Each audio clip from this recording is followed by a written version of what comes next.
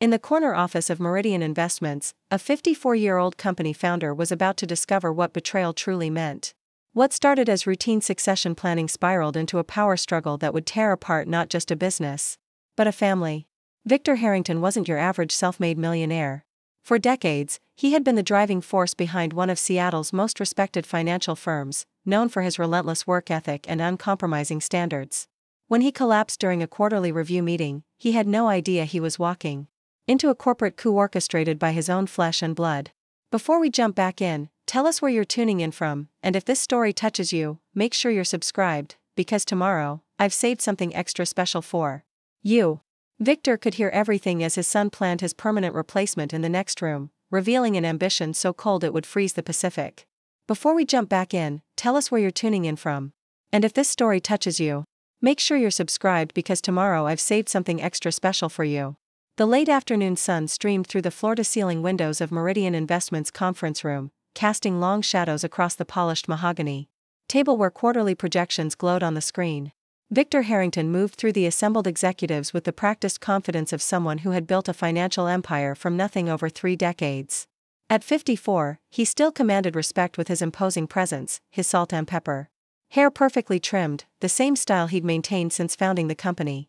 Third quarter projections look strong, he announced, already advancing to the next slide before anyone could interject.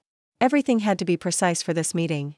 The company was approaching its 30th anniversary, and despite recent health concerns, Victor was determined to show everyone, especially his son, that he remained firmly in control.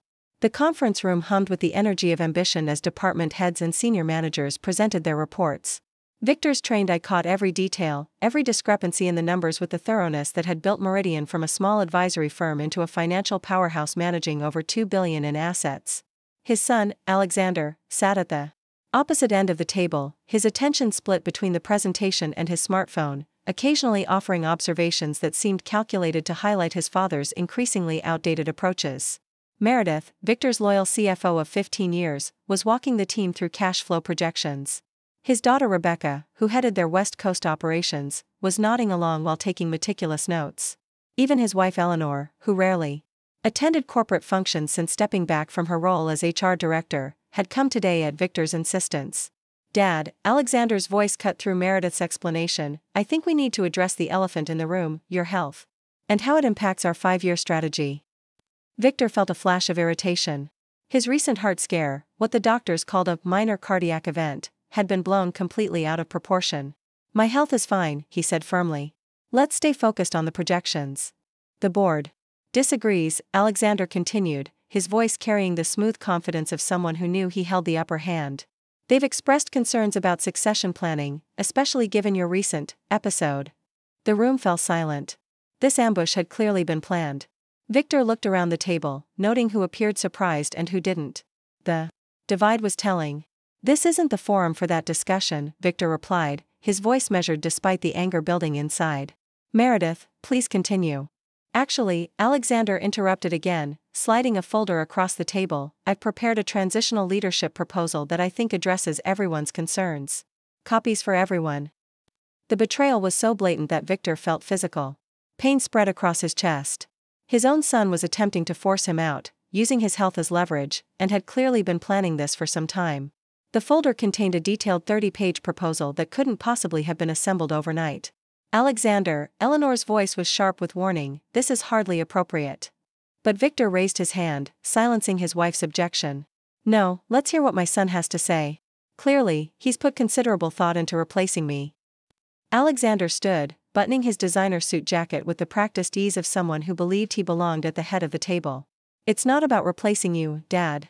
It's about ensuring Meridian's continued success." "The board feels," "The board?" Victor interrupted. "Or you, Alexander?" A tense silence filled the room. Victor could feel a strange pressure building in his chest, a tightness that spread up to his left shoulder. The familiar warning signs he'd been ignoring for weeks. "The proposal outlines a 6-month transition period," Alexander continued, avoiding the question. "You would step into a chairman emeritus role, focusing on client relationships while I assume day-to-day operations as CEO." The pressure in Victor's chest intensified. He loosened his tie, suddenly aware of how hot the room had become. "And you've discussed this with the board without my knowledge?" We had to, Alexander replied, his voice softening in what seemed like rehearsed concern. After your collapse at the charity gala last month, there were questions about stability. Clients were getting nervous. Victor stood abruptly, anger temporarily overriding discomfort. I did not collapse. I felt lightheaded for a moment. That's hardly. Preparing and narrating this story took us a lot of time, so if you are enjoying it, subscribe to our channel, it means a lot to us. Now back to the story. The words died in his throat as something strange happened. The familiar weight of his body suddenly felt impossible, as if gravity had doubled. His vision blurred at the edges, and a peculiar tingling sensation swept down his left arm. The voices around the conference table seemed to fade, replaced by a rushing sound like wind through a tunnel. Dad? Alexander's voice sounded distant, though Victor could see his son's face just inches away. His expression was shifting from confidence to alarm, eyes widening as he realized something was seriously wrong. Victor felt his legs give way beneath him. Time seemed to slow as he watched papers scatter from the table, presentation slides still glowing on the screen, showing projections for a future he might not be part of. The crash when it came sounded like thunder in his ears. His head struck the edge of the mahogany table before his body crumpled to the plush carpet. The last thing he saw before darkness claimed him was Eleanor's face, her features twisted with terror as she rushed toward him across the conference room. The last thing he heard was Rebecca's scream, high and sharp, cutting through the confused babble of voices like a knife. Then nothing. The ambulance ride passed in fragments. The wail of sirens, Eleanor's voice breaking as she spoke to the paramedics, the rhythmic beeping of machines. Victor felt himself floating above it all, watching from some impossible distance as uniformed strangers worked over his motionless body.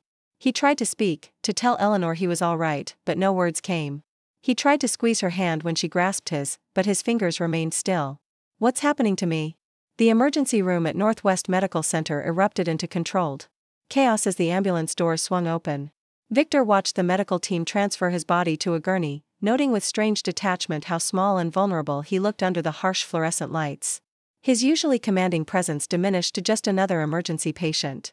Dr. William Chen appeared at his bedside, his familiar face grave with concentration.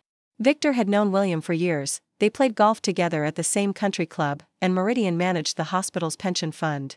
Now the doctor's gentle hands moved with practiced efficiency as he examined Victor's unresponsive form. Mr. Harrington, can you hear me? Dr. Chen's voice was professional but kind. If you can hear me, try to squeeze my hand. I'm here. Victor screamed silently. I'm right here. I can hear everything. But his body remained utterly still, betraying nothing of the frantic consciousness trapped within. Eleanor paced the small examination room, her usually perfect composure shattered. He was fine, she kept repeating to anyone who would listen. He was presenting the quarterly review, arguing with Alexander. How does someone just collapse like that? Dr. Chen's expression grew more serious as he completed his initial examination. He pulled Eleanor aside, his voice dropping to the low, careful tone medical professionals used when delivering difficult news. Mrs. Harrington, I need to be honest with you. Your husband has suffered what appears to be a massive stroke. The preliminary scans show significant brain activity disruption. We're going to need to run more comprehensive tests, but... He paused, choosing his words carefully. You should prepare yourself for the possibility that this could be very serious. Eleanor's face went ashen. She sank into a plastic chair beside Victor's bed, reaching for his hand with fingers that trembled. But he'll wake up, right? People recover from strokes all the time. He's strong. Always has been. Built a company from nothing. Dr. Chen's silence spoke volumes. The ICU waiting room filled gradually as word spread through both family and corporate networks. Rebecca arrived first, still wearing her tailored suit from the board meeting, her normally composed demeanor cracking at the edges. She immediately began making phone calls, her voice crisp and businesslike as she contacted the company's executive committee and arranged for emergency coverage of her father's responsibilities. Alexander came next, accompanied by his wife Sophia, both of their faces carefully arranged in expressions of concern. He moved through the waiting room with practiced ease, speaking quietly with hospital administrators about ensuring his father received the very best care possible, a performance that seemed more for the benefit of watching eyes than genuine concern. Thomas, Victor's younger brother, was the last to arrive, having flown in from Portland as soon as he heard the news. His face was pale with genuine worry, and he kept checking his phone for updates from the doctors. This is my fault, he said to no one in particular. I've been telling Vic for years to slow down, to delegate more. The man works 80-hour weeks at his age. No wonder his body finally rebelled. Stop it, Alexander's voice was sharp with his own stress. This isn't anyone's fault. These things just happen. But Victor could see the calculation behind his eldest son's authoritative tone. He could see it in Alexander's face, the sudden, terrible awareness that his carefully orchestrated succession plan might be accelerated by forces beyond his control. Dr. Chen emerged from the ICU at nearly midnight. His expression carefully neutral. The family gathered around him in a semicircle, their faces etched with exhaustion and varying degrees of dread. The tests confirmed that Mr. Harrington has suffered a massive cerebrovascular accident, a stroke. The damage is extensive, affecting multiple areas of the brain responsible for motor function and consciousness. At this point, he's in what we call a persistent vegetative state. What does that mean exactly? Eleanor's voice was barely a whisper. It means that while his body continues to function with mechanical support, there's no evidence of conscious brain activity. He's not aware of his surroundings, not experiencing pain or discomfort. For all practical purposes. Dr. Chen's voice trailed off. No. Victor's silent scream echoed in the prison of his own mind. I'm here. I can hear every word. I'm conscious. I'm aware. I'm still me. But his body lay motionless on the hospital bed, betraying nothing of the desperate man trapped within. How long? Rebecca's voice was thick with tears. It's impossible to say. Some patients in this condition can survive for years with proper care. Others. Dr. Chen spread his hands helplessly. I'm sorry. I know this isn't what you wanted to hear. As the family absorbed this devastating news, Victor found himself observing their reactions with the same careful attention he'd once brought to analyzing investment portfolios. Eleanor sat frozen, staring at her hands. Alexander was already calculating. Victor could see it in his expression, thinking about practical matters, logistics, what came next. Rebecca wept quietly, her shoulders shaking with suppressed sobs. Thomas just looked lost, a man suddenly confronted with the fragility of the brother he'd always seen as invincible. None of them suspected that he could see everything, hear everything, understand everything. They spoke around his bed as if he were already gone, their voices carrying the particular tone people used in the presence of the dead. And as the night wore on, as he lay trapped in the darkness of his own body, Victor began to understand that his real ordeal was just beginning. Because tomorrow, the family would have to start making decisions about his company, about his care, about his future. Decisions that would reveal who they really were when they thought no one was watching. The machines beside his bed beeped steadily, marking time in a world where he existed but could not participate. Outside his window, dawn was beginning to break over Seattle, painting the sky in soft pastels that reminded him of the view from his corner office. But Victor couldn't see the sunrise. He could only listen as his family began the first whispered conversations about what happened next, their voices carrying currents of corporate politics and practicality that would soon reshape everything. He thought he knew about the people he'd trusted most. Alexander's hand tightened on the coffee cup as he finished speaking with the company's lead counsel in the hospital corridor. The bitter liquid had gone cold hours ago, but he continued to grip it like an anchor. 3 days had passed since Victor's collapse. 3 days of sterile waiting rooms and hushed conversations with medical staff who spoke in careful, measured tones that revealed nothing and everything at once. Dr. Chen approached the family cluster in the ICU waiting room, his expression carrying the weight of difficult news. He'd changed from his weekend clothes into crisp hospital scrubs, but his eyes showed the fatigue of someone who'd spent 72 hours wrestling with an impossible diagnosis. I've completed the comprehensive neurological assessment, he began, his voice steady but kind. The results confirm our initial fears.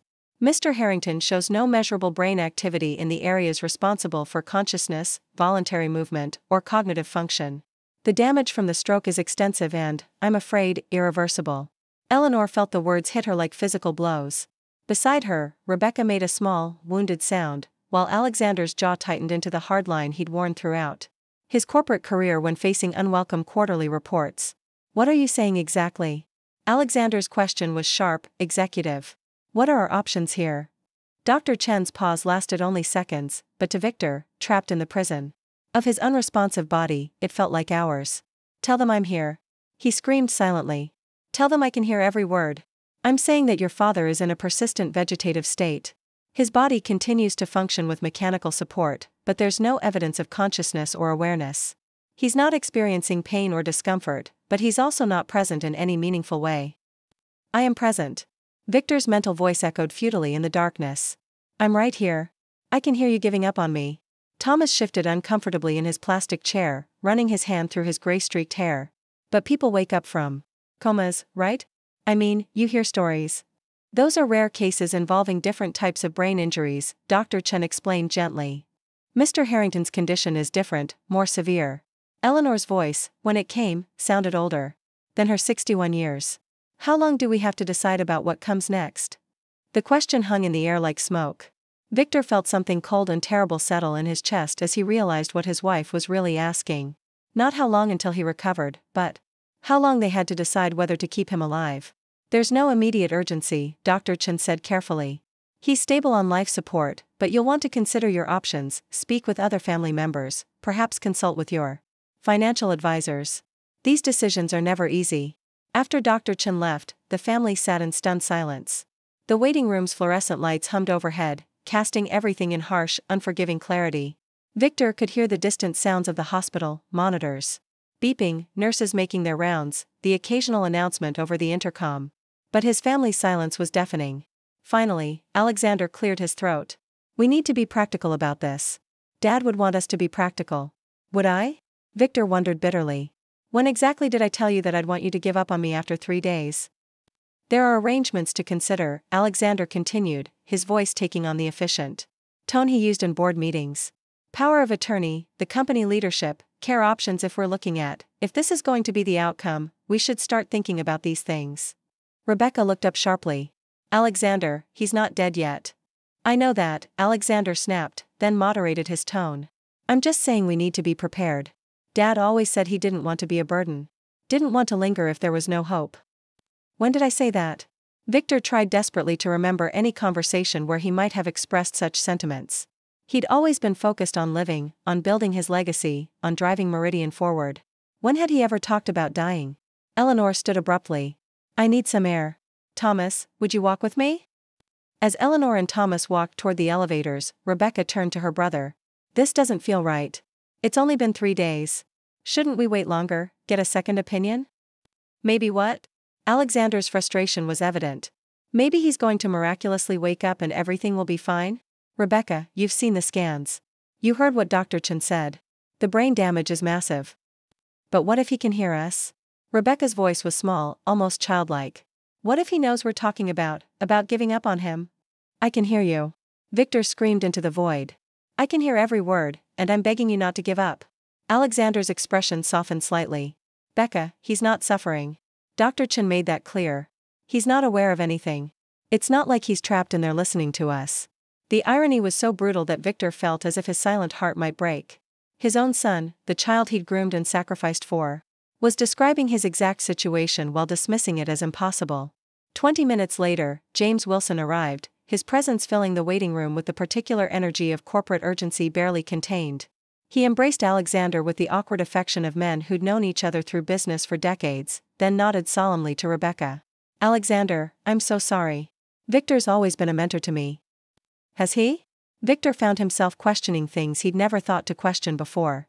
James had been around for years, a senior partner that Alexander had insisted on bringing in from Goldman Sachs, but had Victor ever been anything more to him than a signature on his compensation package?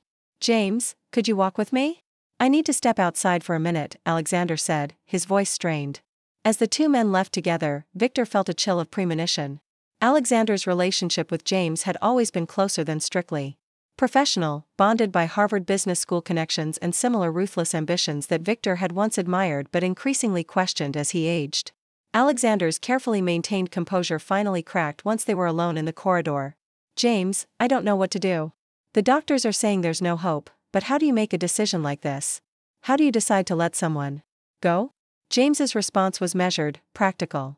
Alexander, you've got to think about what Victor would want. He was always a pragmatic man. Would he want to be kept alive like this, hooked up to machines?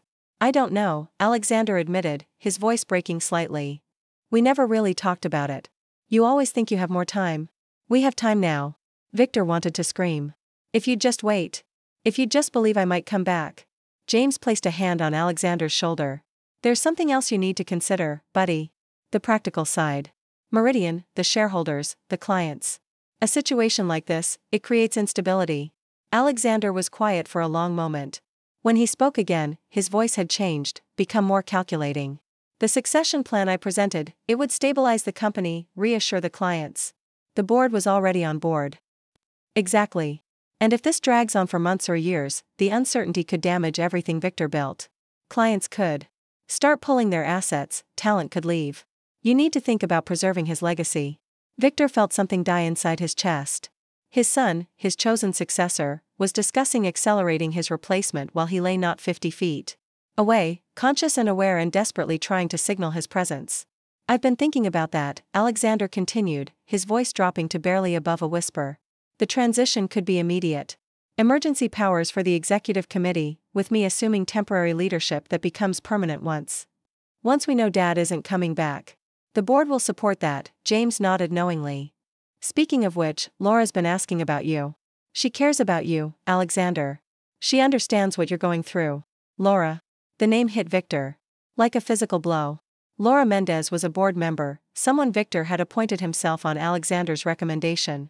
Someone who'd always been overly deferential to Alexander during meetings, always finding ways to support his proposals even when they contradicted Victor's vision. Laura's been very supportive during this difficult time, Alexander said carefully. It's nice to have someone who understands the pressures of leadership. The pieces fell into place with sickening clarity. Alexander was consolidating power. While Victor lay fighting for his life, his son was discussing how quickly he could take control, how to leverage the board's support, how to ensure Victor was permanently sidelined. Back in the waiting room, Rebecca and Thomas were having their own difficult conversation. Thomas had pulled out his phone and was scrolling through something that looked suspiciously like medical power of attorney documents. I'm just gathering information, he said defensively when Rebecca shot him a sharp look. If we're going to have to make arrangements, we should know what's involved. Arrangements? Rebecca repeated flatly. You mean planning Dad's end-of-life care while he's still alive? He's not alive, Becca. Thomas's voice cracked with frustration and something that might have been grief. His body is alive, but Victor, our Victor, is gone. The sooner we accept that, the sooner we can start figuring out how to move forward. Rebecca began to cry quietly, and Eleanor moved closer to comfort her. I can't believe we're talking about this, Rebecca whispered. 3 days ago, he was presenting quarterly projections at the office. I know, Thomas said, his voice gentling. But we have to be realistic. The doctors aren't giving us any hope. And honestly, would Victor want to live like this, hooked up to machines? No awareness, no dignity? I have awareness. Victor screamed silently. I have dignity. I'm still here. There's something else we need to discuss, Thomas continued reluctantly. The financial aspect. The long-term care for someone in Victor's condition, it's expensive. Really expensive. Rebecca looked up sharply. Are you saying we should let Dad die because it's too expensive to keep him alive? I'm saying we need to consider all the factors, Thomas replied defensively. What would Victor want us to do? Drain the family's resources keeping his body alive when there's no hope of recovery? As his brother and daughter debated his fate in terms of dollars and cents, Victor felt a new kind of despair settling over him. He was beginning to understand that the family he'd built, the people he'd sacrificed everything for, were capable of calculating his worth in ways he'd never imagined. Outside in the corridor, Alexander and James were wrapping up their conversation. Think about it, Alexander, James was saying. Victor's gone. The man you knew, the life you built together at Meridian, that's over. The question now is what kind of future you want to build for yourself and the company. As the two men returned to the waiting room, Victor lay in his hospital bed, fully conscious and utterly powerless, listening to the sound of his son planning his permanent replacement. While he was still alive to hear every word. The machines beside his bed continued their steady rhythm, marking time in a world where he existed but could not participate. And somewhere in the darkness of his trapped consciousness, Victor began to understand that his real fight was just beginning. The whispered conversations about what happens next had grown louder by the end of the first week, and Victor's heart, the only part of him that seemed to respond to emotion anymore, hammered against his ribs as he lay in the sterile darkness of his ICU room. The company's legal counsel had left his business card with Alexander that afternoon, and the casual way his son had tucked it into his wallet made Victor want to scream. But it was the conversation he overheard between Alexander and James Wilson during the evening visiting hours that shattered what remained of his illusions about the son he'd groomed for leadership. I can't keep this up much longer, James. Alexander's voice carried the weight of confession as he spoke in low tones near the window, thinking Victor couldn't hear him over the steady beeping of the monitors. The shareholders are getting nervous. And Laura's been asking questions about when I'm going to make my move. Laura. The name hit Victor like a physical blow again. Laura Mendez, the ambitious board member who'd always supported Alexander's more aggressive growth strategies against Victor's more measured approach. How bad is it? James's voice carried the careful neutrality of someone who already knew the answer. Worse than I told you before. The Maxwell acquisition that Dad blocked last quarter? I moved forward with preliminary negotiations anyway. We're committed to nearly $40 million in financing that the board doesn't know about. If I don't take control soon and push it through officially, we're exposed to massive liability. Victor felt something die inside his chest that had nothing to do with his medical condition. The unauthorized negotiations had been going on for months, years perhaps, and Alexander had been undermining his authority while presenting a united front in public. Victor never knew? James asked, though his tone suggested he already suspected the answer. Victor never knew about a lot of things. Alexander's voice carried a bitterness that made Victor's trapped consciousness recoil. He was always so busy being the perfect founder, the perfect visionary, the perfect father, always micromanaging everyone else's decisions while I felt like I was suffocating under his shadow. The casual cruelty of his words was worse than a physical slap. 29 years of fatherhood, and this was how his son really felt about him, about their relationship, about the company Victor had built from nothing and had planned to entrust to him. You sure about this Laura thing? James's question carried the weight of an old friend's concern. Moving that fast after? Laura understands me in ways Victor never did. Alexander's interruption was firm, decisive. She sees my vision for Meridian's future. She makes me feel like my ideas matter. The conversation was interrupted by Eleanor's arrival, her designer heels clicking against the hospital's polished floors with subdued precision. Alexander and James shifted to discussing quarterly projections, but the damage was done. Victor lay there, absorbing the devastation of learning that his son had been actively working against him, planning his replacement, and counting on his incapacitation to solve his financial problems. Thomas's bitter satisfaction at finally having his say about the family business, Eleanor's careful monitoring of which assets would remain under family control. Only Meredith, his loyal CFO who visited each evening after the markets closed, seemed genuinely broken by the loss of his leadership, and even she was beginning to accept what everyone told her was inevitable, that Victor Harrington had effectively died 2 weeks ago, taking his conservative business approach with him. As night fell over the hospital, Victor lay in his mechanical tomb, listening to the beeps and whirs that marked time in his suspended existence. His family was already living in a world without him, making plans and decisions based on the assumption that Victor Harrington was gone, that Meridian would move forward under new leadership with new priorities. But he hadn't gone. He was trapped, furious, and increasingly desperate to find some way to signal his presence before they dismantled everything he'd built and remade it in Alexander's image. The succession planning continued in hushed tones. Beyond his door, while Victor fought the most important battle of his life, the battle to prove he was still worth fighting for. The decision came on a Tuesday morning, delivered with the same clinical detachment Dr. Chen might use to discuss changing a medication dosage. Victor heard Alexander's voice through the thin wall, steady and resolute in a way that chilled him to the bone. We've talked it over as a family, he said. We think it's time to explore long-term care options. Dad wouldn't want to remain in this limbo state. Wouldn't want? As if his 30 years of building Meridian had somehow transmitted his deepest wishes about circumstances he'd never imagined. As if Alexander's recent conversations with Laura Mendez had given him special insight into Victor's soul. I understand. Dr. Chen replied softly. It's never an easy decision. We can schedule a consultation with our long-term care specialists for Thursday morning. That gives you time to notify other family members, make any necessary arrangements. Thursday. 2 days. 48 hours to somehow break through the prison of his paralyzed body and prove that Victor Harrington was still fighting for his life and his legacy. Victor focused every particle of his consciousness on his right hand, the same hand Eleanor had held in the ambulance when she'd begged him not to leave her. He concentrated until his mental strain felt physical, willing his fingers to twitch, to curl, to give any sign of the desperate awareness trapped within. Nothing. His hand remained as motionless as carved marble, betraying no hint of the screaming consciousness within. From the hallway, he heard the soft squeak of rubber-soled shoes approaching. Nurse Sofia Rivera had been assigned to Victor's care rotation, and unlike the other staff who moved through their duties with professional efficiency, Sofia lingered. She spoke to Victor during procedures, her voice carrying a warmth that suggested she still saw a person rather than just a collection of failing systems. Good morning, Mr. Harrington, Sofia said as she entered the room. I'm just going to check your vitals and make you a little more comfortable.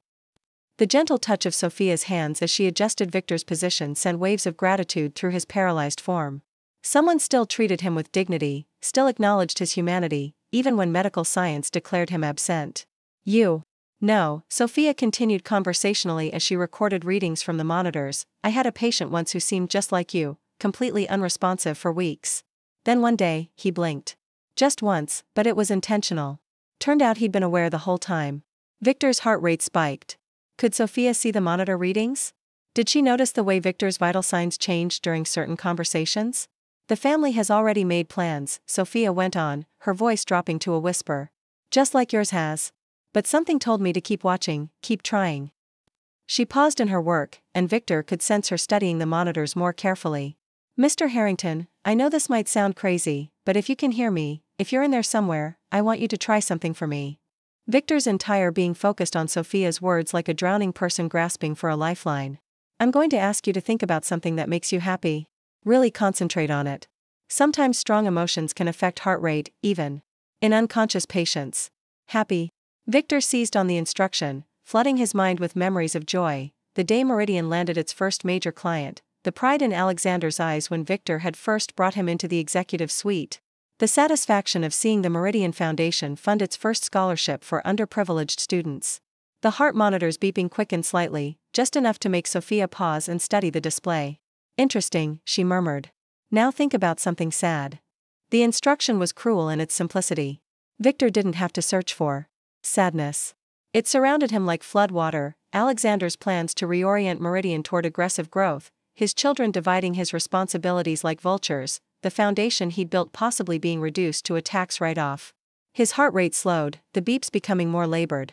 Sophia was silent for a long moment, and Victor could practically hear her processing what she'd observed.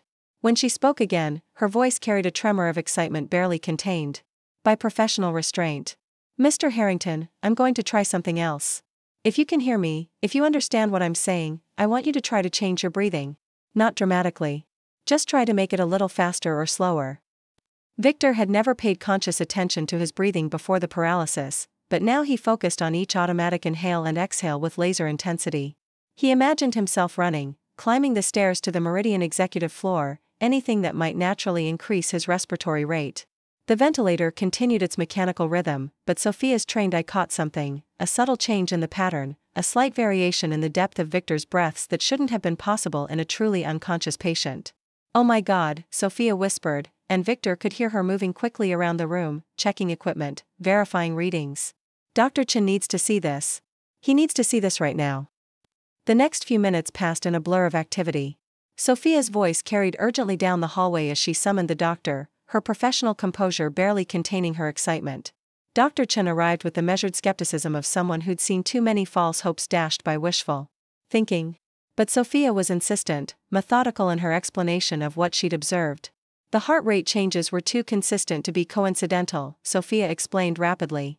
And the breathing variations, they occurred exactly when I asked for them. Dr. Chen, I think he might have locked-in syndrome. Locked-in syndrome. The words hit Victor like a revelation. He'd heard the term before in medical dramas but never fully understood it. Conscious awareness trapped in a paralyzed body, a nightmare condition that could be easily mistaken for persistent vegetative state. Dr. Chen approached Victor's bedside with renewed attention, his clinical manner softened by the possibility that he'd been wrong about his patient's condition. Mr. Harrington, he said clearly. I'm going to run some tests. If you can hear and understand me, I need you to work with me. Can you try to blink your eyes? Victor summoned every ounce of will, every fragment of determination he possessed, and focused it on his eyelids. The effort felt enormous, like trying to lift a mountain with his mind alone. For a moment, nothing happened. Then, barely perceptible but undeniable, his left eyelid fluttered. The sharp intake of breath from both medical professionals told Victor they'd seen it. Again, Dr. Chen said urgently. Try to blink again. This time the movement was slightly more pronounced, a definite flutter that couldn't be dismissed as involuntary muscle spasm. Sophia, cancel that long-term care consultation, Dr. Chen said, his voice tight with professional excitement and horror at what had almost happened. We need to run a complete neurological assessment immediately, and we need to contact the family. As footsteps hurried from the room, Victor lay in his mechanical twilight, feeling something he hadn't experienced in 2 weeks, hope. Someone had seen him, acknowledged his presence, recognized that he was still fighting. But even as relief flooded through his consciousness, another emotion emerged, dread. His family was about to learn that he'd been aware all along, that he'd heard every word about Alexander's unauthorized negotiations, every discussion of restructuring Meridian, every revelation of their true feelings about his leadership.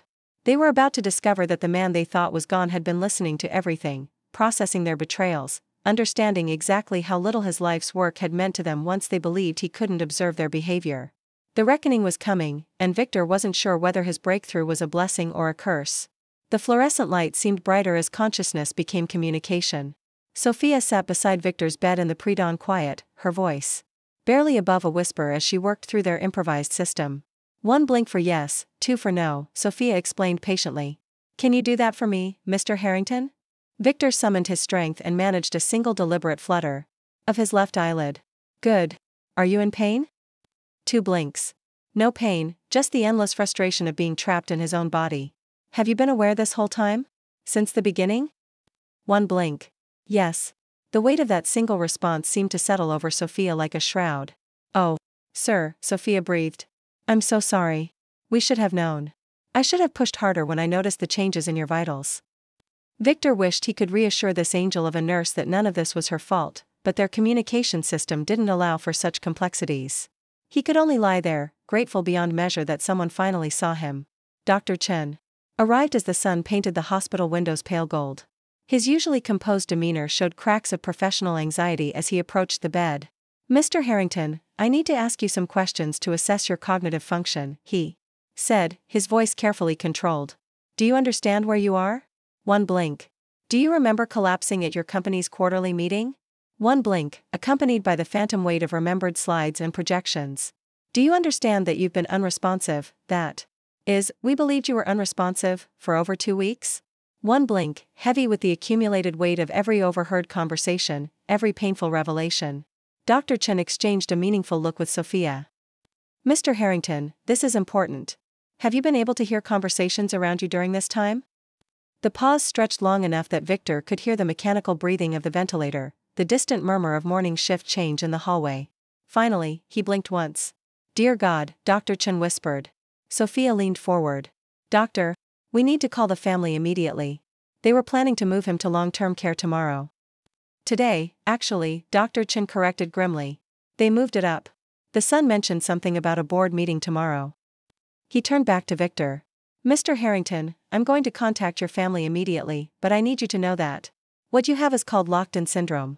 Your mind is completely intact, but the stroke damaged the parts of your brain that control movement and speech. With time and therapy, some patients recover limited function. But he didn't finish the sentence, but Victor understood. This might be his reality forever, consciousness without the ability to fully communicate, awareness without agency. An hour later, he heard their voices in the hallway before they entered his room. Alexander's tone carried a bewildered edge, while Rebecca's was sharp with something that might have been panic. What do you mean he's been conscious? Alexander demanded. The doctors said persistent vegetative state. You said there was no hope. Not persistent vegetative state, Dr. Chen corrected as they filed into the room. We believed he was in a vegetative state, but locked-in syndrome can present very similarly. The key difference is that Mr. Harrington has been aware of everything around him. Victor watched their faces as the implications sank in. Alexander went pale, his hand moving unconsciously to his tie as if it had suddenly become too tight. Rebecca's face crumpled with what looked like genuine horror, while Thomas's jaw worked silently as he processed what this meant for all the conversations they'd had in this very room. Eleanor, characteristically, was the first to speak. Everything? He heard everything we said? It appears so, Dr. Chen confirmed. The silence that followed was deafening. Victor could practically see the mental calculations happening. Who had said what, which secrets had been revealed, which true feelings had been exposed in the presence of someone they'd believed could never judge them for it. Rebecca pushed past her brother to reach Victor's bedside, tears already streaming down her face. Dad? Dad, can you hear me? 1 blink, and Rebecca's sob of relief filled the room. I'm so sorry, she whispered. I'm so sorry we gave up on you. I knew something was wrong. I felt like you were still there, but everyone said. Alexander stepped forward, his movements uncertain. Dad, we need to talk. There are things. Victor looked directly at him and blinked twice. No. He had no desire to hear Alexander's explanations or justifications. Not yet. Perhaps. Not ever. The rejection was clear enough that Alexander stepped back as if Victor had slapped him. "Mr. Harrington," Dr. Chen intervened gently. "Your family has been under tremendous stress. Perhaps we should focus on your recovery for now. There will be time for other conversations later." But Victor knew there would be no easy path forward. The damage was done, the illusions shattered. He was alive, aware, and trapped not just in his paralyzed body but in the wreckage of relationships built on assumptions that had proven devastatingly false. His breakthrough had saved him from being shipped off to a long-term care facility while Alexander remade Meridian in his own image. But as he watched his family grapple with the consequences of their revealed truths, Victor wondered if consciousness was truly the gift he'd fought so desperately to reclaim. The silence in the hospital waiting room stretched like a taut wire after Dr. Chen's words settled into their collective consciousness. Victor could hear every shallow breath, every nervous shuffle of feet, every creak of the plastic chairs as his family processed what they'd just been told. "You're saying he's been awake this whole time?" Alexander's voice came out as barely more than a whisper. Through the thin walls, Victor could picture his face, that particular shade of gray. He turned when his carefully constructed plans collapsed. "Locked-in syndrome means the patient is fully conscious and aware," Dr. Chen explained with careful patience. "He can hear, understand, and process everything around him. The damage is specifically to the motor pathways that control movement and speech, but his cognitive function appears to be completely intact." Thomas's chair scraped against the floor as he stood abruptly. How long has he been listening?" "From the beginning, most likely. These cases often present as comatose initially because the signs of consciousness are so subtle. It's one of the most challenging diagnoses in neurology." Victor heard Rebecca's sharp intake of breath, followed by what sounded like a stifled sob. "Oh God. Oh my God. What have we done?" The weight of realization was settling over them like a heavy blanket. Every private conversation, every assumption about his condition, every plan they'd made thinking he couldn't hear, all of it had been witnessed by the man they thought was beyond reach. "We need to see him," Eleanor said, her voice steadier than the others. "We need to see him right now." "Of course," Dr. Chen replied. "But I want you to understand that this is going to be overwhelming for everyone. Mr. Harrington has been trapped in his own body for weeks, unable to respond despite being fully aware. He's going to need time to process your reactions, just as you need time to process his." Alexander was the last to enter Victor's room, his footsteps hesitant on the polished floor. Victor felt his presence before he heard him pull the visitor's chair closer to his bed. "Dad," his voice cracked on the word. Can you hear me?" With tremendous effort, Victor managed another small flutter of his eyelids. It was barely perceptible, but Alexander gasped as if Victor had shouted. "Jesus Christ, he did it." He moved his eyes. The others filed in behind him, Rebecca standing rigid near the foot of the bed, Eleanor covering her mouth with trembling hands, Thomas positioning himself where Victor could see him if he managed to open his eyes fully. "Dad," Alexander's voice was thick with something that might have been shame or might have been fear. "If you can hear me, if you really can hear me." He stopped, unable to finish. Victor tried again, this time managing to partially open his left eye. The effort was exhausting, but he needed them to know he was there. He was here. He had heard everything. Rebecca burst into tears. "I'm sorry, Dad. I'm so sorry about what I said. About wanting to leave Meridian, about the Gates Foundation, about everything. I didn't mean it the way it sounded." But even as Rebecca apologized, Victor could hear the defensive edge in her voice. She was sorry she'd been caught. Sorry for the awkwardness of the situation, but not necessarily sorry for the feelings themselves. Thomas moved closer to the bed. "Dad, I need you to know something. I never stopped believing in your vision for Meridian, even when everyone else." He glanced meaningfully at his siblings. "I never gave up on what you built." Victor's heart monitor showed a slight acceleration, his only way of responding to these words. Dr. Chen, who had remained in the room, noticed immediately. "His heart rate increased when you spoke," he told Thomas. "That's a very good sign. It suggests he's not only hearing but emotionally processing what you're saying." Alexander wiped his eyes with the back of his hand. "Dad, about Laura, about what you heard James and me talking about." He struggled for words. "I never meant for any of this to happen. I felt so pressured to perform, to be worthy of succeeding you." The heart monitor's beeping increased noticeably. Even trapped in his body, Victor's anger was palpable. Eleanor stepped forward, her corporate training taking over. "We need to talk about what happens now. The press release about Alexander's leadership, obviously we need to recall that. We need to call legal, restructure the temporary management plan." "Jesus, Mom," Thomas snapped. "He's been conscious for 5 minutes and you're already talking logistics?" But it was Eleanor's mother, Margaret, who delivered the most brutal assessment when she arrived that evening from her retirement community. The 88-year-old woman had lost most of her social filters, and her observations carried the sharp clarity of someone who no longer bothered with polite lies. "Well," Margaret announced to the assembled family as she settled into the visitor's chair, "I suppose you're all relieved to finally get this sorted out. Victor's been holding this family hostage with his ambitions for decades. You can all stop pretending to be what he wanted you to be." The uncomfortable silence that followed her pronouncement confirmed what Victor had begun to suspect, that his life's work of creating a business dynasty had been built on a foundation of lies, suppressed resentments, and financial dependencies that masqueraded as loyalty. As the evening wore on and his family continued their discussions about press releases and interim management structures, Victor felt his consciousness shifting from grief to something harder and more determined. They thought he was unconscious, safely dead to their revelations. But he was learning truths that would reshape everything if he could find a way to signal that he was still alive to witness their betrayals. The monitors continued their steady rhythm, marking time in what everyone believed were his final days as Meridian's founder. But Victor's mind was crystallizing around a single burning purpose: survival long enough to hold them all accountable for the lies they were telling themselves about legacy, family, and what really mattered when they thought no one was watching. The succession planning documents lay spread across the ICU waiting room table like a macabre buffet of corporate choices. Victor could hear the rustling of legal papers through his partially open door as his family debated leadership structures and board compositions with the casual efficiency of people planning a dinner party. "The dual-class share structure is elegant but complicated," Thomas's voice carried the academic's appreciation for theoretical elegance. "It would allow the family to maintain control while bringing in outside capital." 2 weeks had passed since Victor's collapse, and the pretense of hope had evaporated like morning dew. No one spoke of recovery anymore. Even Rebecca had stopped reading market updates to him, though she still visited daily, sitting silently by his bedside with the weight of unspoken guilt aging her young face.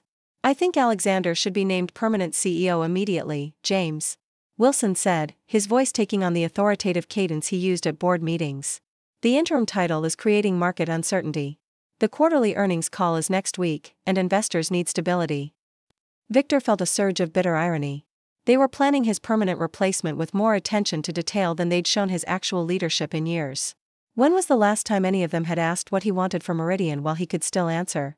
"What about the investigation?" Eleanor's voice held an unusual tremor. "The SEC filing discrepancies that legal flagged. A minor regulatory matter," Alexander said quickly. "Nothing that would impact the transition." "Minor?" The word echoed in Victor's trapped consciousness like a death knell. He wanted to scream, to shatter every piece of medical equipment in the room, to somehow prove that he was still present, still fighting, still desperately alive behind the mask of his unresponsive body. "I've been thinking about Meridian's future direction," Alexander continued, and something in his tone made Victor's internal alarm sound.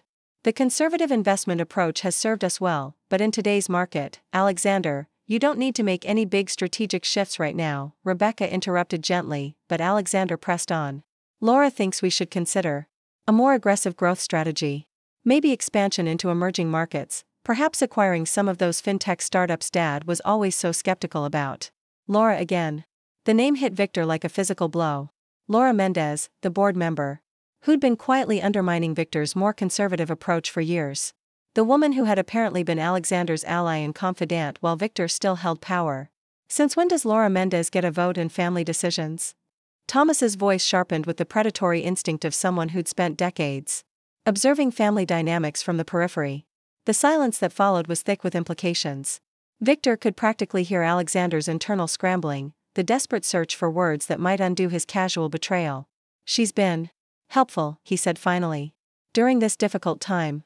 Just being a good advisor." "Advisor?" Rebecca's voice carried a cold skepticism that Victor had never heard directed at her brother. "Is that what we're calling it?" "That's enough," Alexander snapped. But the damage was done. The cat was out of the bag, prowling through the families. Forced civility with claws extended. Victor's mind reeled. How long had this alliance been going on? The board meetings where Laura and Alexander seemed surprisingly aligned on positions that contradicted Victor's vision, the late-night strategy sessions Alexander claimed were with the executive team, the new aggressive growth projections that kept appearing in presentations. "We should probably discuss the shareholder meeting," James said, his voice carefully neutral in the way that meant he was furious but trying to maintain control. "The board wants to make an announcement about permanent leadership." "Already?" Rebecca sounded shocked. He's not even. I mean, shouldn't we wait until? Until what? Thomas's bitter laugh cut through the air. Until he miraculously wakes up? The doctors have been clear about that possibility. Impossible. Impossible. Victor wanted to shout. The possibility isn't impossible. I'm right here, listening to every cruel word you're saying about dividing up my company like pieces of pie. There's the matter of voting control to consider too, Alexander said quietly. With Dad's shares, we would have an absolute majority. On any board vote. The way he said it made Victor's skin crawl. An absolute majority that would allow Alexander to push through the Maxwell acquisition, to implement his aggressive growth strategy, to essentially remake Meridian in his own image while Victor lay helpless. I've been thinking about the Seattle office, Rebecca said, and Victor could hear her pulling out the property plans they'd developed together years ago. The downtown headquarters should probably be scaled back. It's expensive, and with more people working remotely, scaled back. Alexander interjected. We should be considering an expansion. Laura has connections with developers who could help us secure the entire building, not just our current floors.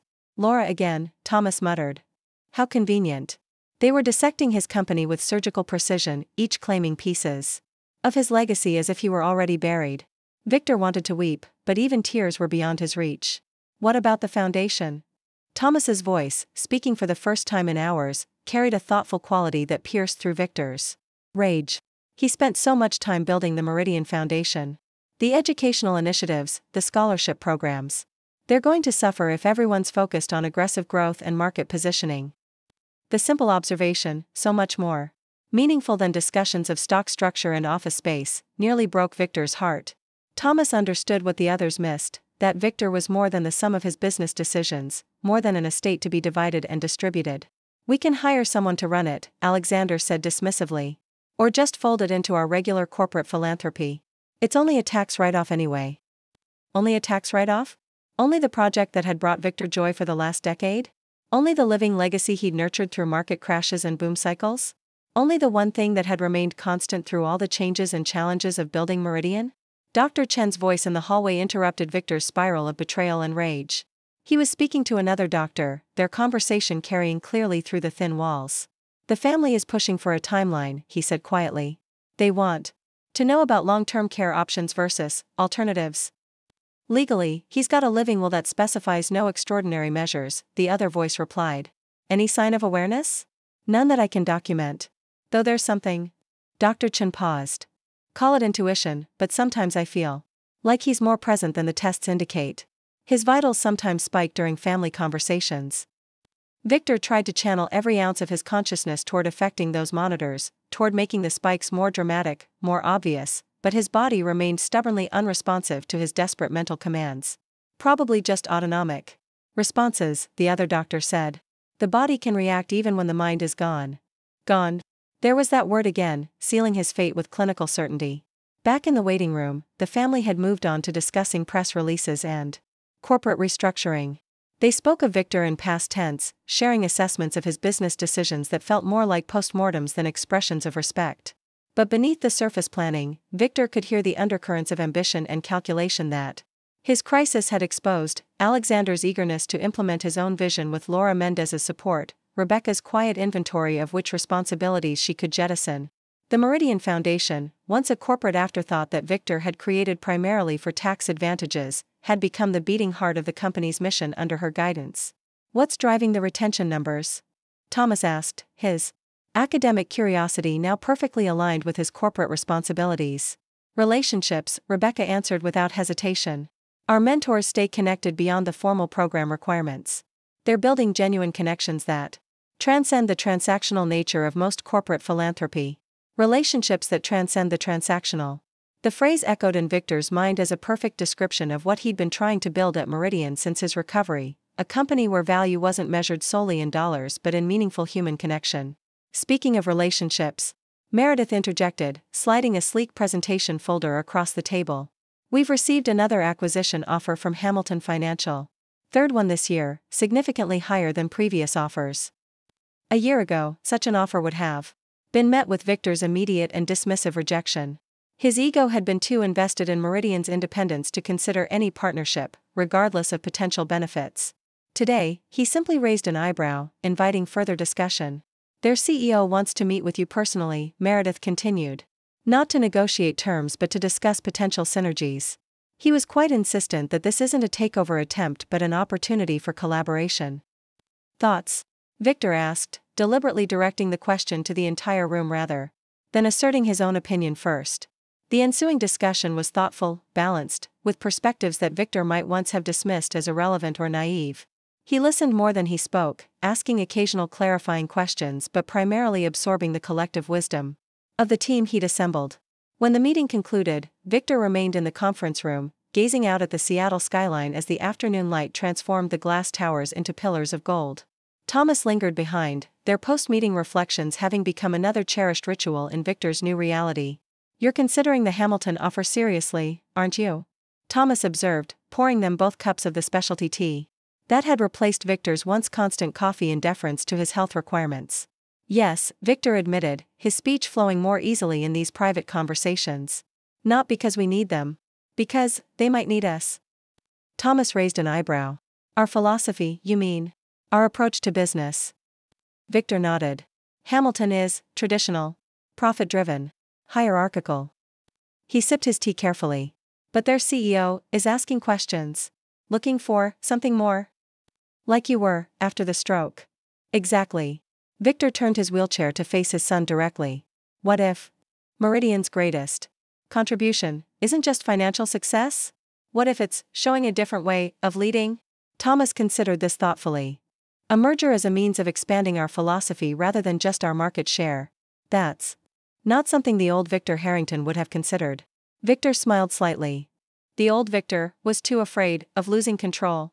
This was perhaps the most profound change in Victor's approach to business and life, his willingness to acknowledge fear as the driving force behind many of his pre-stroke decisions. The need to control every aspect of Meridian, to demand absolute loyalty, to reject outside influence, all of it had stemmed from a deep-seated fear that without constant vigilance, everything he'd built would collapse. Ironically, it was only after experiencing the ultimate loss of control, being fully conscious yet unable to move or communicate, that Victor had discovered the liberation that came with surrendering the illusion of total control. "Have you spoken with Alexander recently?" Thomas asked, changing the subject to the family member whose relationship with Victor remained the most complicated. "Last week," Victor replied. "He's being considered for partnership at his firm." "On his own merits," Thomas noted. "Not because of the Harrington name. That's important to him now." Victor's expression was thoughtful. "He's building something authentic. Something earned." The relationship between father and eldest son remained a work in progress. The betrayal had cut too deep for simple forgiveness, but in its place was growing something perhaps more valuable, a mutual respect based on honesty rather than obligation or ambition. Alexander had declined Victor's offer to return to Meridian, choosing instead to rebuild his career and reputation independently. It was a choice the old Victor would have seen as rejection, the new Victor recognized it as necessary growth. Eleanor called, Thomas mentioned carefully. "The Women's Leadership Initiative is gaining traction. Major funding from 3 venture capital firms. She's wondering if you'd consider a Meridian Foundation partnership." Victor nodded.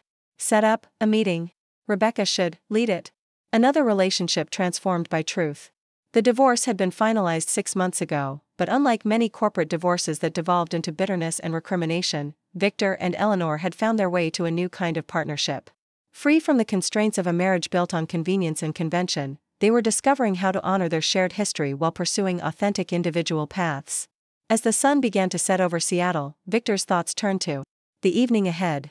Once, he would have remained at the office until well past midnight, wearing his workaholism as a badge of honor.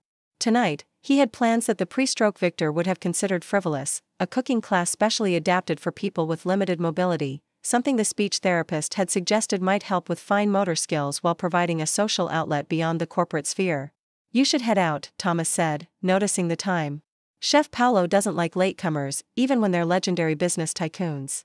Victor chuckled, the sound still somewhat rough but increasingly natural. "Not a tycoon anymore? Just a student."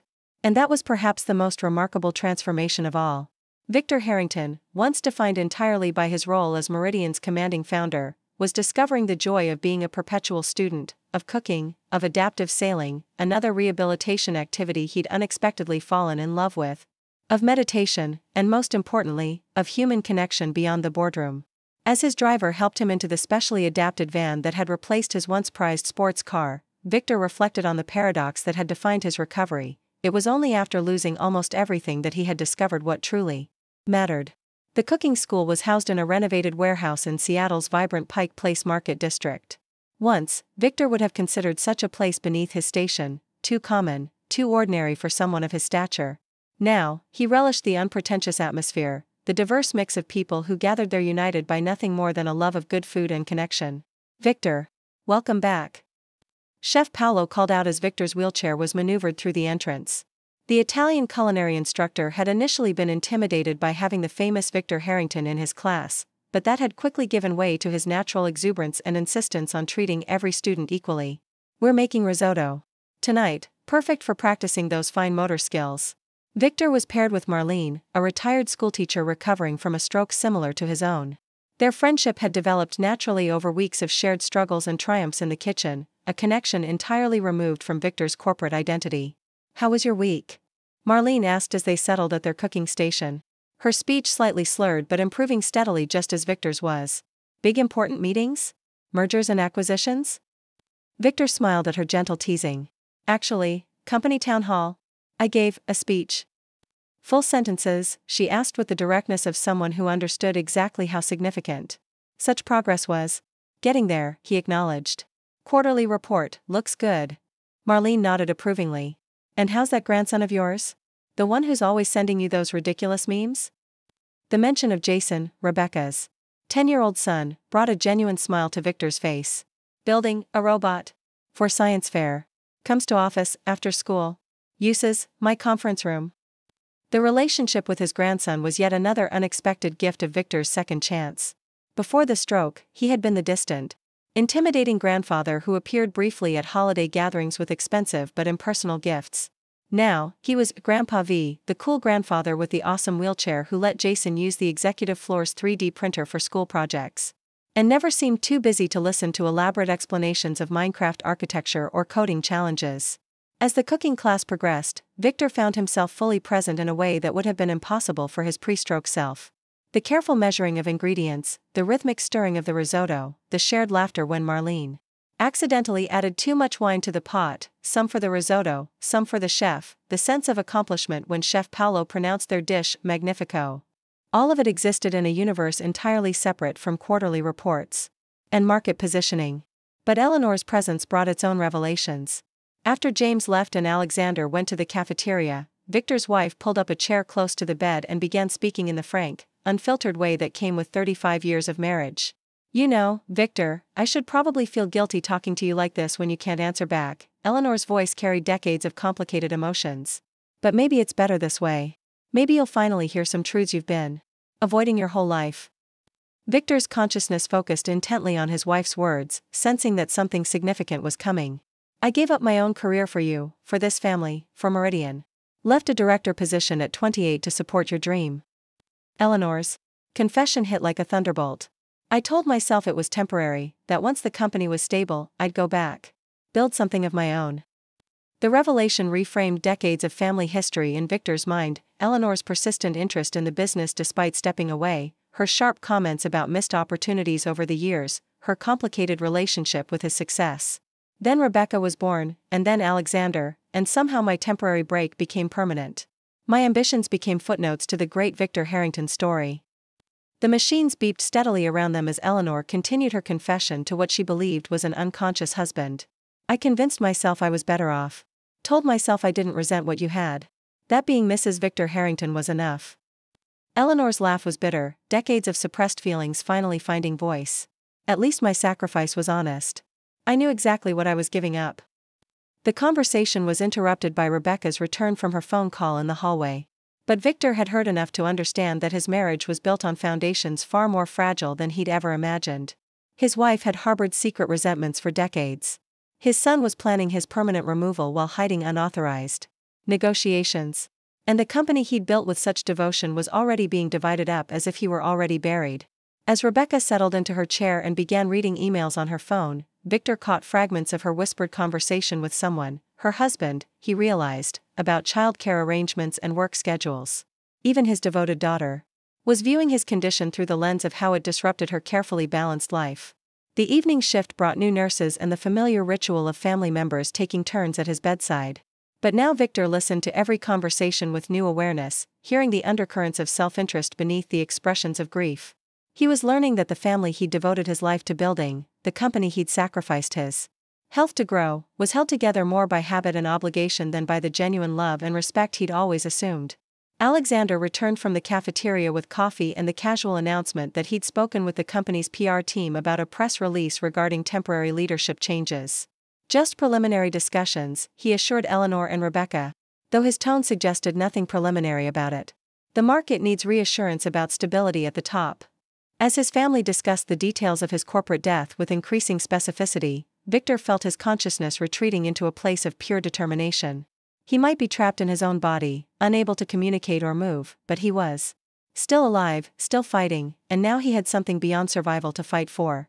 He needed to live long enough to see justice for the lies and betrayals that were being revealed in what everyone assumed were his final days as Meridian's leader. The monitors around his bed continued their steady rhythm, marking time in a life that everyone believed was ending. But Victor's mind was more alert than it had been since his collapse, focused on the singular goal of finding a way to signal his consciousness before his son buried not just him, but everything he'd built under the weight of ambition and secret deals. The corporate takeover was now in full swing, and Victor's children had fallen into their familiar roles with devastating efficiency. From his prison of paralyzed flesh, he watched Alexander assume command of Meridian's operations while Rebecca managed the emotional needs of extended family, and Thomas retreated into practical matters of medical care and finances. But it was their private conversations, the ones they thought he couldn't hear, that revealed the true cost of Victor's lifetime devotion to building his empire. The breaking point came during Alexander's phone call with Laura Mendez on Tuesday evening. He'd stepped into the hallway, thinking the closed door would muffle his voice, but hospital walls were thin, and Victor's hearing had become preternaturally sharp. "Laura, I can't keep pretending everything's fine," Alexander's voice cracked with the strain of maintaining his composed facade. "The SEC filing deadline is Friday. If we don't disclose the Maxwell acquisition terms by then, we're looking at potential securities violations." Victor's heart would have stopped if it weren't already struggling. His son, his chosen successor, was facing potential legal action. The acquisition that Victor had explicitly vetoed was apparently much further along than Alexander had admitted. The interim CEO announcement barely placated the board. They want concrete timelines, concrete assurances. The uncertainty is making everyone nervous. Alexander's confession poured out in a torrent of suppressed anxiety. "Dad's medical power of attorney is our only way forward. Once I'm legally in charge of his affairs, we can use his electronic signature to backdate approval for the acquisition. It's the only way to avoid regulatory scrutiny." The casual way he discussed manipulating Victor's authority made Victor's consciousness recoil in horror. This was the son he'd mentored since Harvard Business School, who'd shadowed him through every department at Meridian, who'd built his entire identity around eventually taking the reins. "I know how it sounds," Alexander continued, his voice thick with self-justification.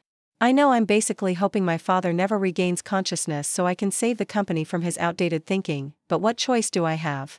Rebecca's never had the stomach for the hard decisions, and Thomas gave up any claim to corporate leadership when he decided to pursue his academic career.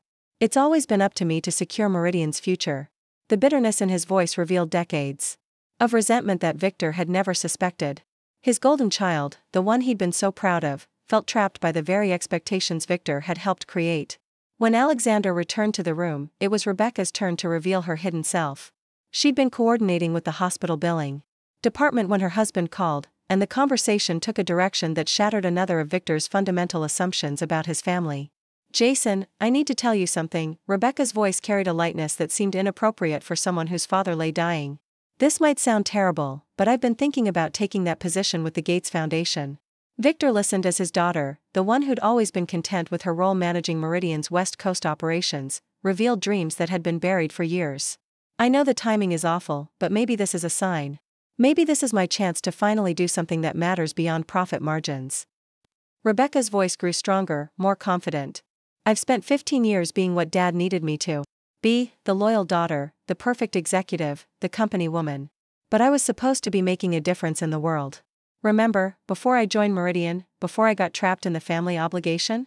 The conversation revealed a lifetime of suppressed ambition that Victor had never recognized. He'd always praised Rebecca for her dedication to Meridian, never realizing it came at the cost of her own dreams. With Dad incapacitated, no one would blame me for stepping away. I could finally finish what I started, work that actually helps people instead of just making wealthy clients wealthier. Rebecca's voice carried a freedom that sounded almost giddy. Is that horrible? That I'm excited about finally living my own life, even while Dad is dying? Even Thomas, whom Victor had expected to be his most reliable advocate, revealed his own complicated relationship with Victor's condition during his conversation with his university colleague later that evening. The worst part is how they're all looking at me. Thomas's voice carried familiar frustration. Like I'm the family conscience, the moral compass who's going to object to every practical decision. Even with Victor incapacitated, I'm still the impractical academic brother. His colleague's murmured response was too quiet to hear, but Thomas's reply cut deep. You want to know the truth? Part of me is relieved. Victor spent so much energy trying to convince me that leaving Meridian was a mistake, trying to make me feel guilty for choosing education over finance. Maybe now I can just be myself without disappointing him every time I publish a paper instead of closing a deal. The devastating honesty of his children's confessions left Victor reeling. The family he'd devoted his life to building, the relationships he'd carefully nurtured and protected, were revealed as constructions built on obligation and resentment rather than genuine love or respect. Do you ever wonder what would have happened if you'd never been able to communicate? Thomas asked eventually. If you'd stayed locked in forever? Victor considered the question. I think Meridian would have become unrecognizable, he said. Slowly. But I'm glad I didn't have to find out. He paused, choosing his words carefully. Going through that experience, hearing everyone's real thoughts, it was devastating, but it was also clarifying. How so? I spent my whole life trying to build this company, trying to make everyone conform to my vision, trying to control every decision. I thought that was leadership. He moved his left hand to touch the Meridian logo embossed on the conference table. But leadership isn't preventing people from making their own choices. It isn't forcing people into roles that don't fit them. Real leadership sometimes means letting people find their own path while providing the foundation they can build on. Thomas nodded thoughtfully. You think they're better off now? The family? The company? Rebecca is thriving in a role that matters to her. You're doing work that aligns with your values. Alexander is learning to stand on his own merits. Meridian is stable, profitable, and making a difference through the foundation. Victor shrugged as much as his limited mobility allowed. We're all better versions of ourselves than we were before. Less pretending. More honesty. As Meredith's familiar figure appeared in the corridor, Victor reflected on the strange gifts that had emerged from his nightmare. The company he'd worked so hard to control had essentially been rebuilt. But what remained was more genuine, more impactful. The people who worked with him now chose to be there rather than feeling trapped by his expectations. The decisions were collaborative, rather than dictatorial. I learned something important, he told Thomas as Meredith approached the conference room with her familiar determined stride. Being the company founder isn't the same as being respected, and being in charge isn't the same as leading effectively. Meredith settled into her usual chair, laying out the quarterly projections that showed Meridian's steady recovery under its new collaborative leadership model. Good numbers, she said, noting the satisfaction in Victor's expression. The best kind, Victor replied. And it was true. The company was smaller now, more focused, but infinitely more purposeful. He was no longer responsible for controlling every decision or forcing everyone to follow his singular vision. The leadership team that had gathered around him after his recovery had proven themselves capable of honoring Meridian's core values while bringing fresh perspectives that Victor's top-down management style had often stifled. Sometimes losing the illusion of total control was necessary to discover what was genuinely valuable in a business and in life. Victor had learned that lesson the hard way, trapped in his own body while his family and colleagues revealed their true selves. But sitting in his conference room now, surrounded by people who had proven themselves worthy of his trust, he found himself grateful for the harsh education. The heart monitor that had once been his only voice was gone now, replaced by actual words, actual choices, actual business relationships based on mutual respect rather than power and obligation. Victor Harrington had died in that hospital room. In many ways, the man who sacrificed everything to maintain absolute control was gone forever. But the leader who remained was wiser, more collaborative, and finally truly effective, not despite his limitations, but because of what they had taught him about the difference between being in charge and being truly influential. The whispers around Meridian's executive floor had changed dramatically in the year since Victor Harrington's remarkable recovery. What had once been a cutthroat environment of ambitious executives vying for Victor's approval had transformed. into something far more collaborative and purposeful. As Victor's electric wheelchair hummed softly down the corridor toward the quarterly all-hands meeting, employees no longer scattered in fear. They smiled, nodded respectfully, and continued their conversations. "Morning, Victor," called Janice from accounting, showing none of the nervous deference that once characterized interactions with the founder. "The new profit-sharing numbers look fantastic. People are excited." Victor nodded, the movement still requiring concentration but becoming more natural with each passing month. "Good, to hear," he replied, the pauses between words shorter than they had been even 3 months ago.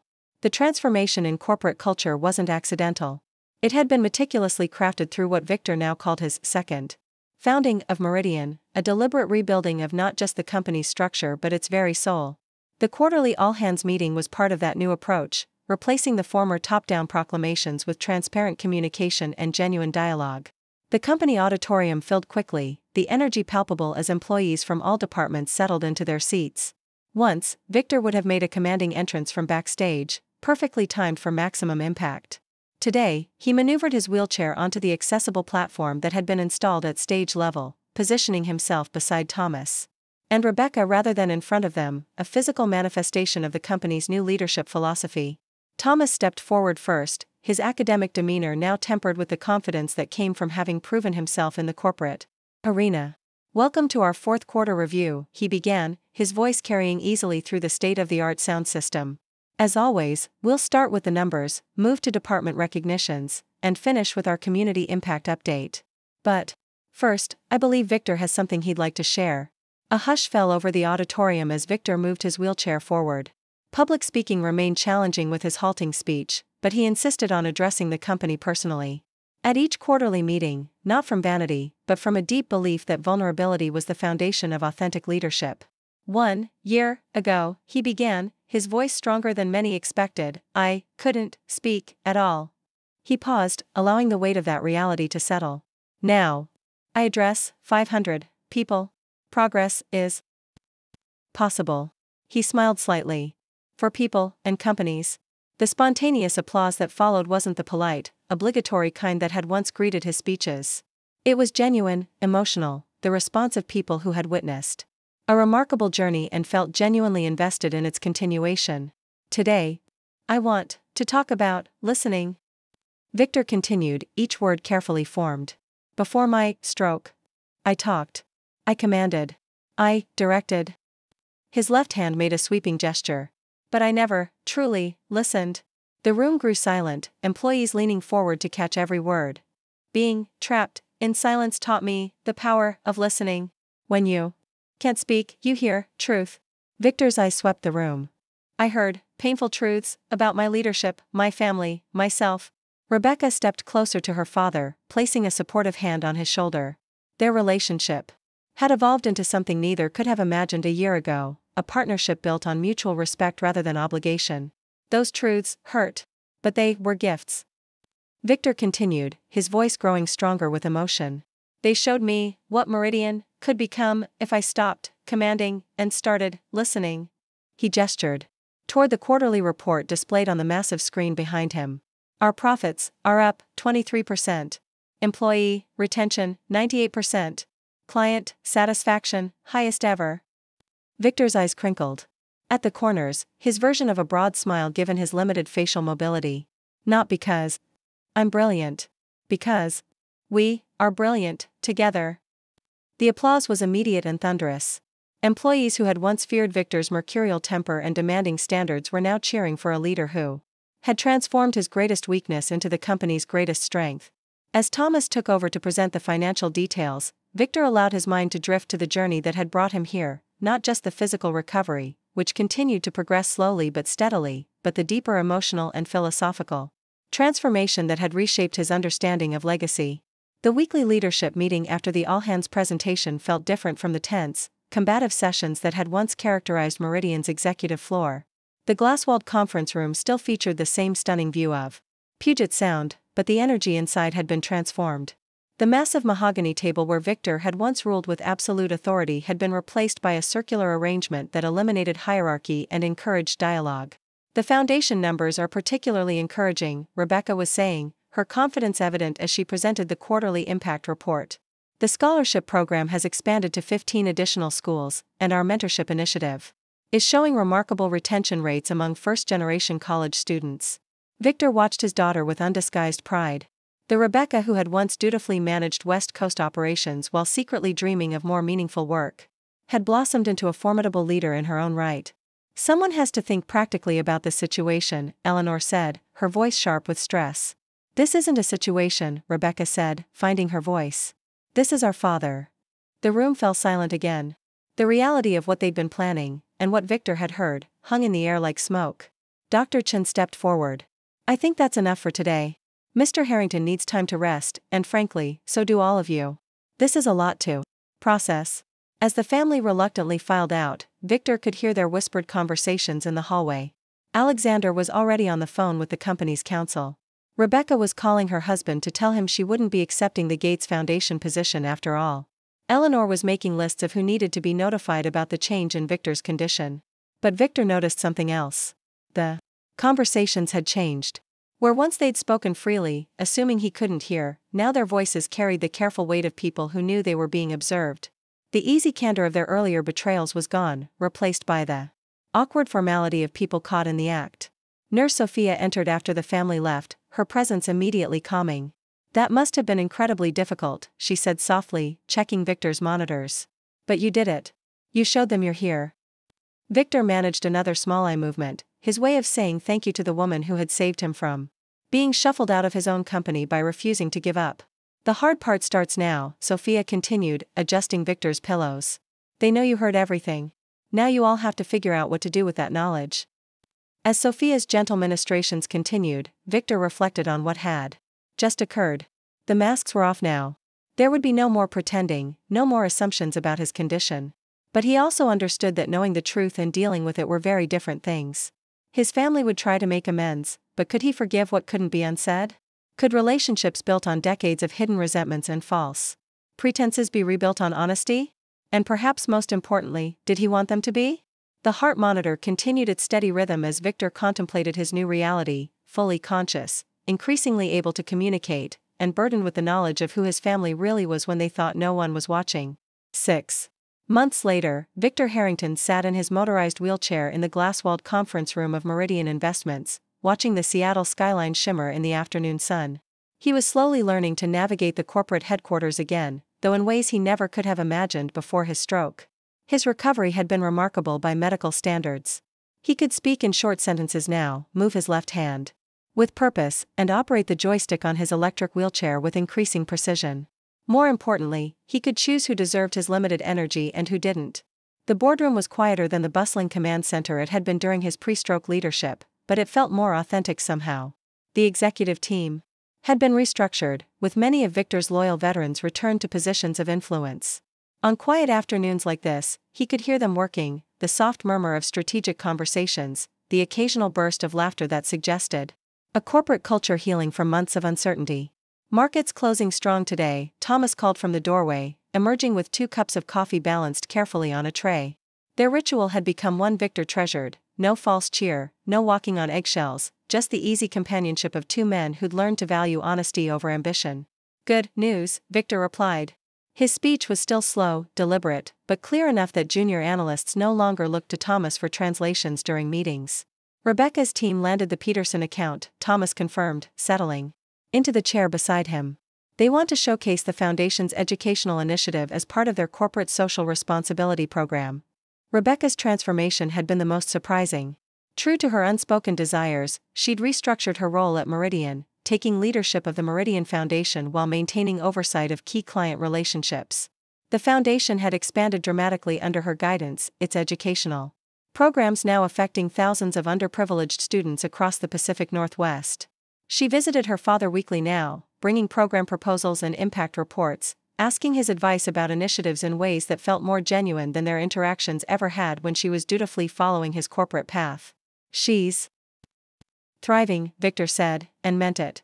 Watching his daughter discover her own competence and passion in an area he'd always treated as a sideline had been worth the pain of learning how much she'd resented the corporate role he'd insisted she is.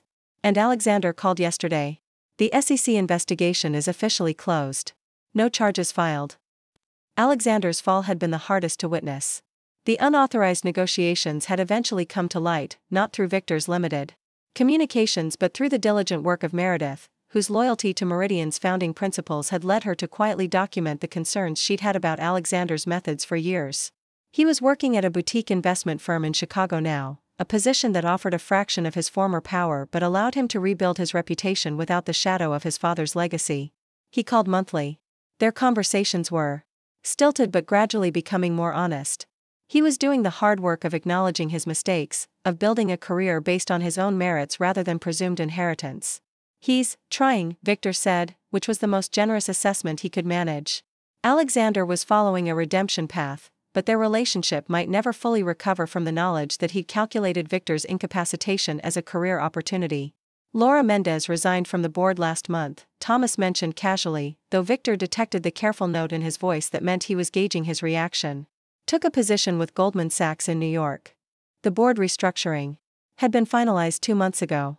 With Victor's limited but clear communication ability, he had been able to work with legal counsel to implement governance changes that would prevent any future coup attempts. Laura's departure was the final piece of that puzzle falling into place. Good riddance, Victor said, surprising himself with the lack of bitterness in his voice. Time and physical therapy had softened many things, including his anger toward those who had tried to use his condition to their advantage. Eleanor's weekly visits had dwindled to brief, business-like check-ins where she asked about his health and he asked about her volunteer work with a women's leadership initiative she'd started. She had moved to a downtown condo, pursuing the independence she'd sacrificed during their marriage. They were separated now, heading toward an amicable divorce that acknowledged both the good years they'd shared and the resentments that had festered beneath the surface. You don't miss her, Thomas observed. It wasn't a question. I miss who I thought she was, Victor replied carefully. But that person? I'm not sure she ever really existed. It had taken months of physical therapy and counseling to reach that conclusion. I spent 35 years married to the idea of the perfect corporate wife rather than seeing Eleanor herself. Thomas's relationship with Meridian had evolved in ways neither of them could have predicted. He'd taken a leave of absence from his university position to help stabilize the company during Victor's initial recovery. That temporary role had evolved into a permanent position as Chief Ethics Officer, a role that leveraged his academic expertise in business ethics while allowing him to honor his father's legacy of integrity. Dr. Chen's car pulled into the Meridian parking garage, visible from the conference room windows. He arrived for Victor's monthly checkup, these visits having evolved beyond medical necessity into something more like friendship. William Chen had become fascinated by Victor's case, not just medically but philosophically, often staying after the examination to discuss the complex dynamics of rebuilding a company and a family simultaneously. How are we doing today, Victor? Dr. Chen asked, settling his medical bag on the conference table. Better. Stronger. And he was. The physical improvements continued slowly but steadily.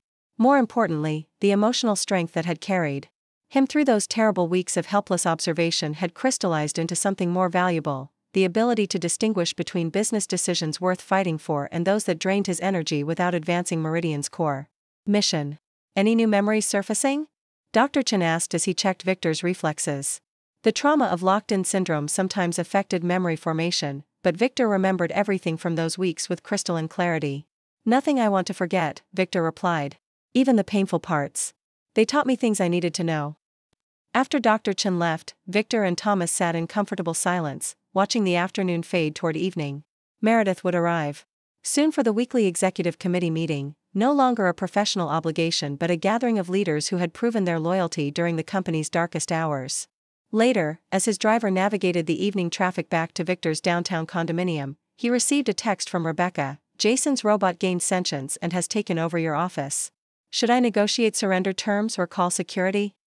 Attached was a photo of his grandson, safety goggles pushed up on his forehead, standing proudly beside a contraption of wires, motors, and LED lights spread across Victor's once immaculate desk.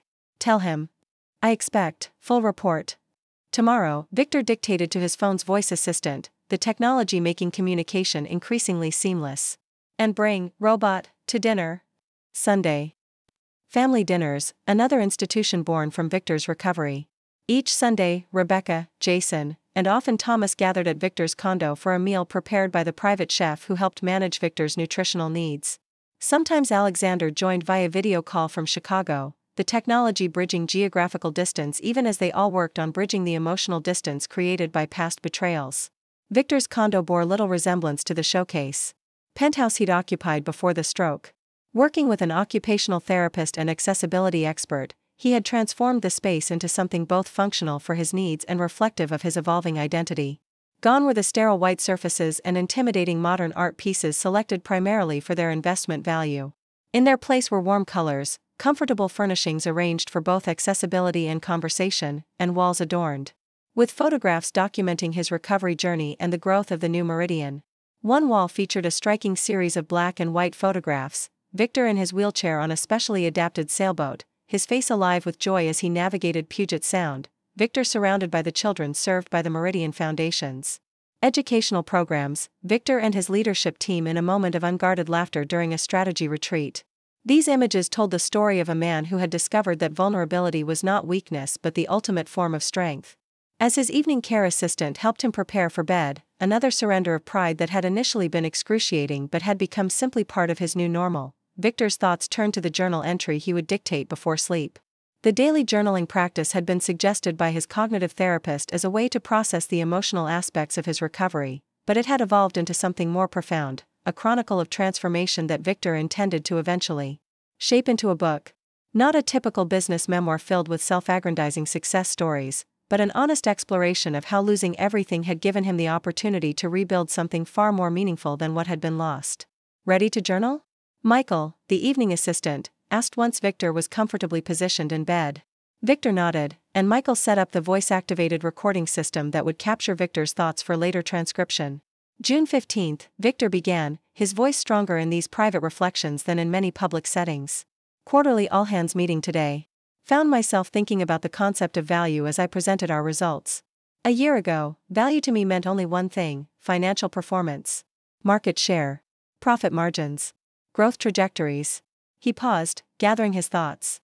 Today, I found myself equally proud of different metrics: employee well-being scores, community impact measurements, the number of first-generation college students mentored through our foundation programs, the transformation of our corporate culture from fear-based compliance to purpose-driven commitment.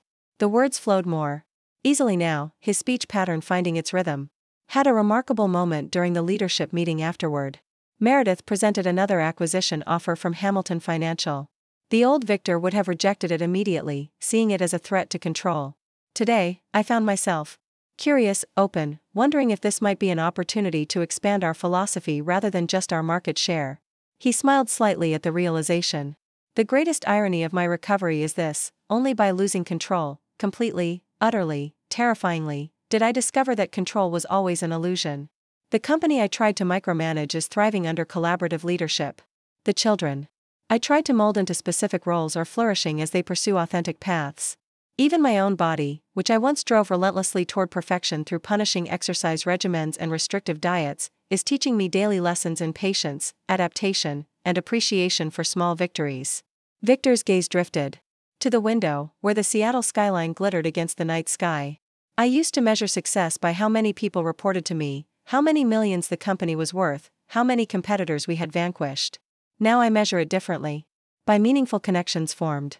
By moments of genuine presence. By the growth I see in others when I step back instead of taking control. He paused again, reflecting on the day's events. Cooking class tonight. Made risotto with Marlene. Found myself fully present in a way that the old Victor never could have been. No checking emails, no taking calls, no half-listening while mentally reviewing market projections. Just the simple pleasure of creating something together, of laughing at mistakes, of celebrating small successes. Victor's voice grew softer, more contemplative. If someone had told me a year ago that some of my most meaningful moments would come from learning to stir risotto one-handed in a community cooking class, I would have dismissed them as naive, unambitious, missing the point of what mattered in life. Now I understand that I was the one missing the point all along. As sleep began to claim him, Victor dictated one final thought. The old saying claims that power corrupts. I now believe that's not quite right. Power doesn't corrupt, it distorts. It narrows vision. It convinces us that control is the same as success.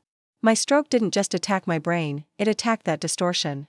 And in doing so, it gave me the greatest gift possible, the chance to rebuild not just my physical capabilities, but my understanding of what truly constitutes a life well lived. As the recording system shut off automatically, Victor Harrington, once defined by his power, now defined by his purpose, drifted into sleep, already looking forward to tomorrow's opportunities to listen, to learn, and to lead in ways that the man he once was could never have imagined. Up next, you've got 2 more standout stories right on your screen. If this one hit the mark, you won't want to pass these up. Just click and check them out. And don't forget to subscribe and turn on the notification bell so you don't miss any upload from us.